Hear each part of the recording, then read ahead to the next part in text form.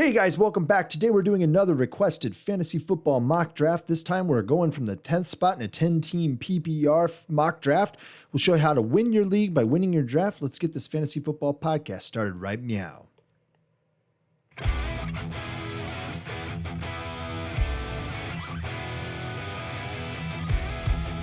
Hey guys, welcome back again. We are doing another fantasy football mock draft. That's right.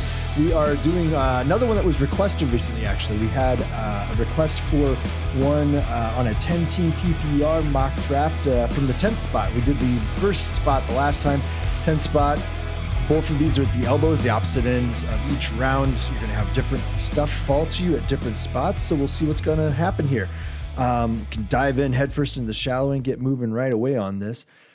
Just wanted to remind you, if you head over to our website, ffbupside.com, you can not only get our draft kit for $10 right now, you could also get the draft kit for free if you buy one of our shirts or hats right there. We'll send you a code right there after, and you can get a copy of the draft kit. It's full of all kinds of information. And another one is coming out here shortly, a new edition of it. So if you order it right now, you'll get both the first edition as well as the second edition updates. All right, guys, as you can see, let's see here. Let's jump over to the mock scene.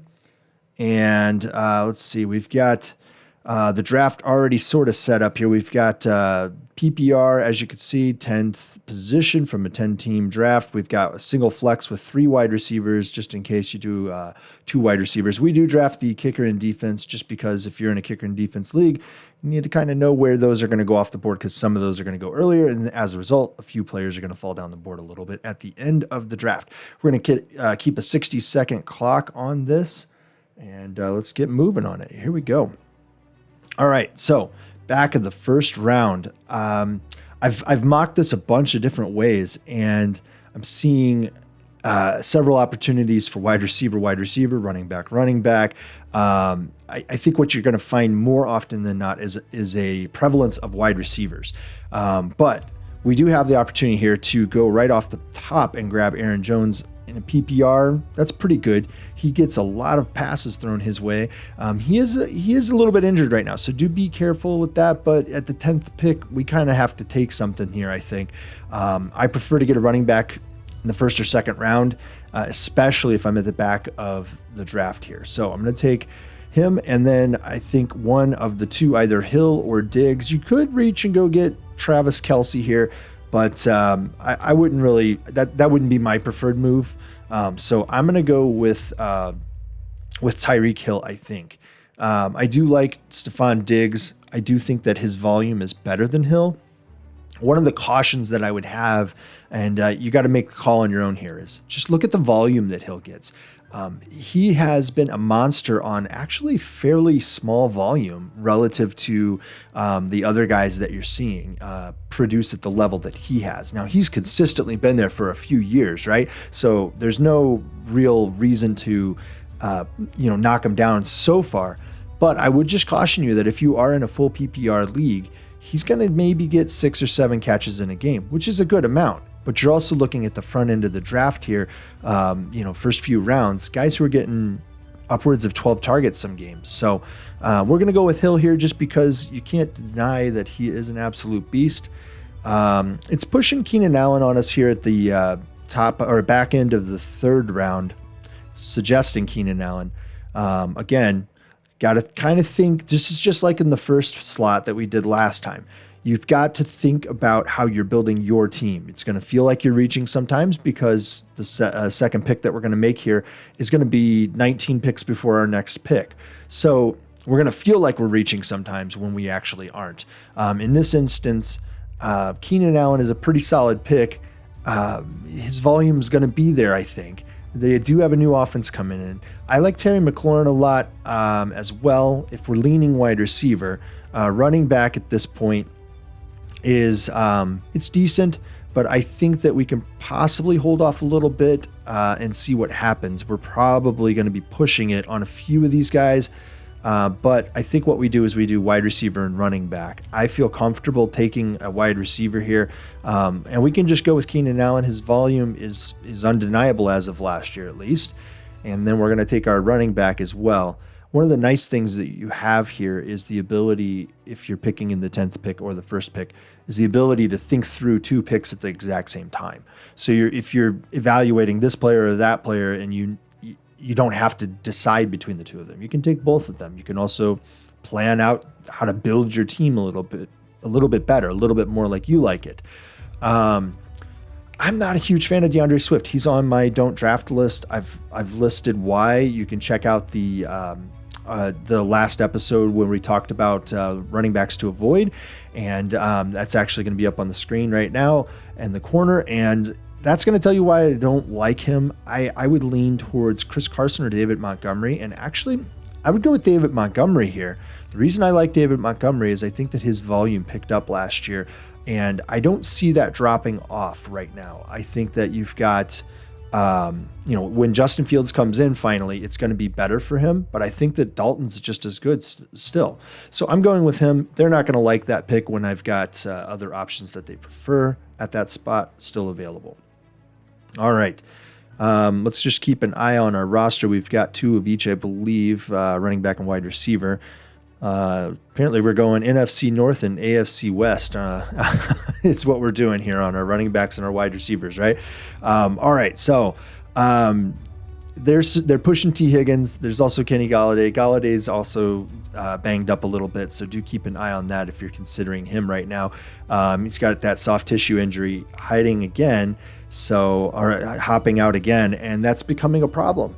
The history of Kenny Golladay is becoming marred by that stuff. Now, we are here in the, we're on the 5th pick, right? So back at the 5th round, we could go grab somebody like Kyler Murray. There are a few other guys here that I still like, but I think what we'll do is that the value is still sitting in the running back and wide receiver area. That's where we still need to lean for our picks, I think, just because I think that we're looking for high volume guys who are going to get a lot of passes. Now, I've said stay away from the Eagles a whole lot, but what we're looking at here, I prefer Miles Sanders over Josh Jacobs and a few other guys like Gaskin or Etienne, those sorts of guys.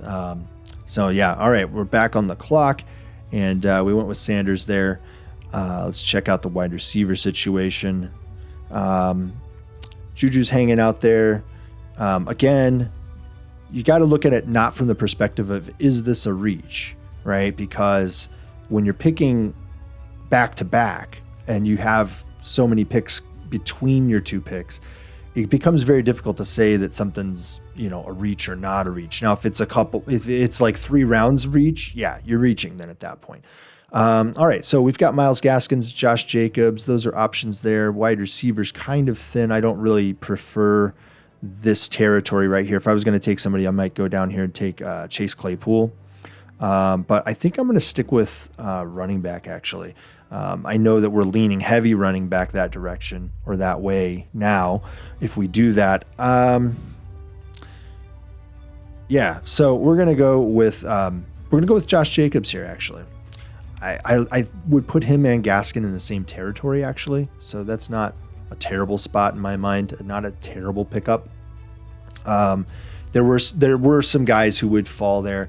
Some people are going to say you should have gone and grabbed Kyler. He fell super, super far there, and he did kind of fall far. But I think the value of picking up a couple guys who might be pass catchers and might be able to bring some, low-level pass catchers, but might be able to bring some additional value to my roster is what I'm aiming for there. All right, let's look at the cheat sheet, see what the wide receiver situation looks like. QB is okay. We could grab Russell Wilson here. I think Wilson and Herbert are going to be the guys I'm looking at primarily there. And I think if in the 7th round, this might be the moment to consider getting QB and tight end. Look, if you're going to be in the back of the draft, you have to plan ahead a lot. Do I want to pick my QB and tight end in the 9th and 10th spots? Probably not. It's going to be a lot slimmer there. So I would actually say now is the time to go do that. And for me, I'm going with Russell Wilson. It's just the proven time over time. I think they're also going to run more. I'm sorry, pass more than run more. Whereas I think that, it's hard to predict what the Chargers are going to do. It would have been nice to consider stacking with my Keenan Allen pick, obviously, right? And that would potentially push me more towards Herbert. But again, I just think that Russell Wilson's going to be asked to throw a lot more. And when he in his career has been asked to throw a lot more, usually in the fourth quarter, he's been pretty lights out. Tight end, I do not prefer the Eagles. I'm not a big fan of Goddard, and just have never been a big fan. I feel like there's potential there. I'm just not seeing it. He's never really broken out in my mind in the way that I would prefer to pick a guy here in the middle. And so in my estimation, I think that it's actually, in my opinion, Logan Thomas is the better grab here at tight end. The value that we're missing out on there is Kareem Hunt hanging out here. I think that if we're going to wait on a tight end, because there are some tight ends down the board, we can do that. So let's go ahead and grab Kareem Hunt and then see what happens to tight end. We might miss out on tight end here, guys. No, Fant's still going to be there, I think. So that was a great snag. Make sure you're always looking at all the positions before you make a pickup there. And as a result, all of these guys were still available: Goddard, Fant, and Logan Thomas, as well as Robert Tonyan.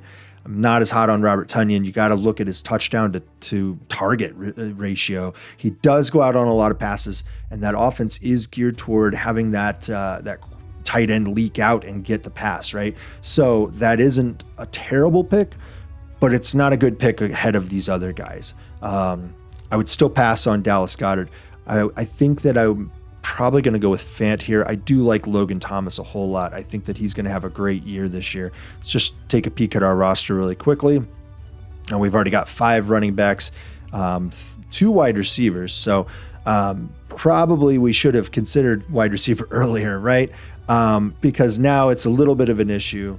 It's going to be thinned out, but we can go with somebody like Jarvis Landry and be perfectly fine. Or down here to Michael Gallup or even Marvin Jones. So we're going to go with Noah Fant, and then we're going to take a wide receiver here. Nice thing is we already knew who we were going to take, and we just started thinking about the other one, let the clock run down on that first guy, and then take our pick there. So it gives us an additional little bit of time to actually make our decision as to who else we're going to target. Jarvis Landry, like I said, is still available there. Let's just peek at this here. Jarvis Landry, Corey Davis, I'm not a huge fan there. I think that the Jets, just too many mouths to feed, too many new guys in there, including the QB. There's a problem there. Curtis Samuel's banged up, so we're going to pass on him. And I think that where we'll go is probably Jarvis Landry. He's just a solid guy. It's not the flashiest pick.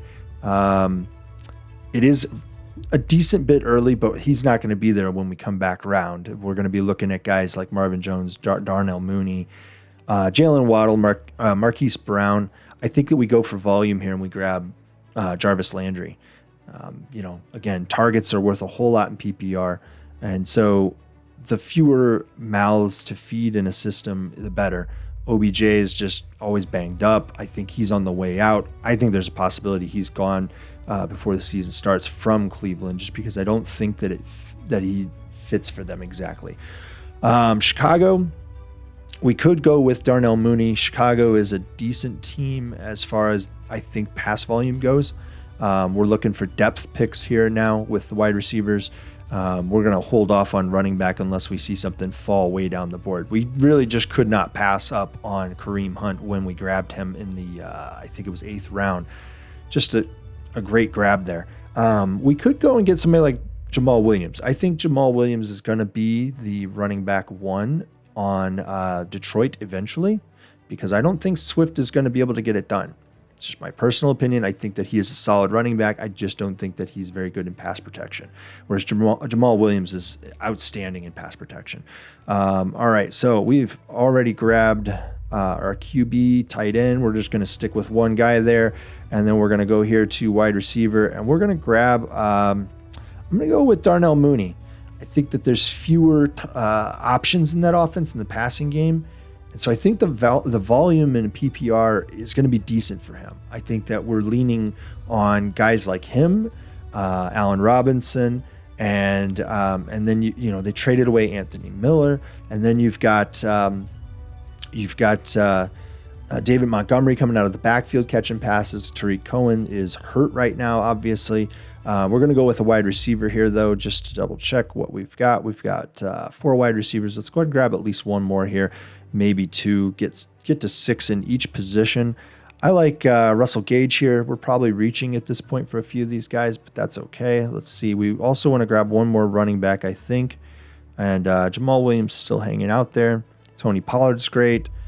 A.J. Dillon's a really good option too, especially considering, there is some sort of thigh soft tissue issue going on with Aaron Jones. We could go ahead and grab A.J. Dillon. He's going to be, I think, a great volume guy, but we're banking on him turning up volume or turning up value simply based on Aaron Jones being injured. That's not the way I usually like to draft, but I think that he could step in and provide flex value on a spot start basis.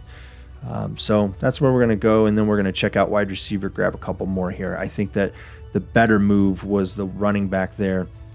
Even if people think that that's probably a reach to go and get A.J. Dillon right in that spot, I think that it's better value to go get wide receivers a little bit later at that point. Now, I've complained about Devontae Parker and the volume that I fear he's going to miss or not get, but we're looking at 2 more picks, and then we're doing tight end. Then we're doing defense and kicker. So I think that what we're going to do is probably go with Devontae Parker, Jalen Reagor. I could throw out some names I like. Devontae Parker, Jalen Reagor. John Brown's looked okay, actually. Traquan Smith, Gabriel Davis. I liked him better when Emmanuel Sanders wasn't in Buffalo. A lot of these guys kind of getting flyers on him. So I'm going to go with Devontae Parker and just see what happens with the volume. I do like T.Y. Hilton, and it's not a bad spot to draft him, but I don't know what the QB is going to really look like. I think they've got a guy with a big arm coming in behind Wentz, but obviously he wasn't beating Wentz for the job, so that's definitely a drop right there, right? I think Aguilar is going to be the wide receiver 1 in New England. That's fine. That's good. I don't know if that's what I want on my team. Traquan Smith's a good option here too, but I think actually what I am between is T.Y., Jalen Reagor, Nelson Aguilar. I think Reagor's got a lot of potential. I worry about that QB situation. I don't think that that Jalen Hurts is going to be as accurate as Lamar Jackson is to be able to actually provide a ton of opportunity that actually threatens the defense enough to not drop an 8th man into the box constantly. So I think where we'll go is Nelson Aguilar and just hope and pray. Now we're at the back or at the top of the 14th round, so it's not the end of the world that we're going ahead and grabbing somebody who's in a suspect situation. All right, so kicker and defense, we'll go ahead and grab those here and finish out the draft. All right, so we've got, as far as defense, I think I'm going to go with the Colts. I think that the Colts came on last year. I do like the strength they have in the middle of their defense, and so that's where I'm going. And then at kicker, you got to check out our draft kit as well as our premium resources, guys, because kicker and defense is kind of the resources that we have, the power rankings, actually turn into somewhat of a cheat code in anticipating or spotting what the trend really is, where the real value truly is. And so these are positions that I usually at some point start just waiver wiring, and a majority of my moves are usually made just recycling through guys that, kicker and defense spot. And anticipating a few weeks in advance is always important. So using the power rankings, we've been able to find guys who nobody saw coming. And one of those guys was Jason Sanders last year. He finished first in our power rankings. And so he's actually a really great value, but I like a guy kicking indoors a whole lot. So I think that's what I'm going to do is go with Young Hoku. I think that offense is going to stall out quite a bit and get a lot of, yardage, but pile up the yards and hopefully pile up the field goals. All right, guys. So that's going to do it for this one. Hopefully that's helpful to everybody who's drafting in the 10th spot in a 10-team PPR. If you have another type of draft that you would like to have me try to run through, feel free to drop a comment down below, hit that like button while you're down there. And you know what? Hey, we're nearing 200 subscribers. We're trying to get over the hump here. We've been grinding it out for a while. So if you would hit that subscribe button, drop back by and give us a look every once in a while and follow us throughout the season. We're here all season long. We don't just do mock drafts. We don't just talk about our rankings before the season. We break down every matchup. We talk about waiver wire pickups. So we're here 5 days a week. Plus, we're adding in pregame Sunday stuff this year. We're going to do some live streaming and talk about injuries and weather and all the other questions that you guys might have. So head over to our website, ffbupside.com, and check that out. Get signed up so that you can check out our live stream. Talk to you later, guys. Thanks a lot. Bye.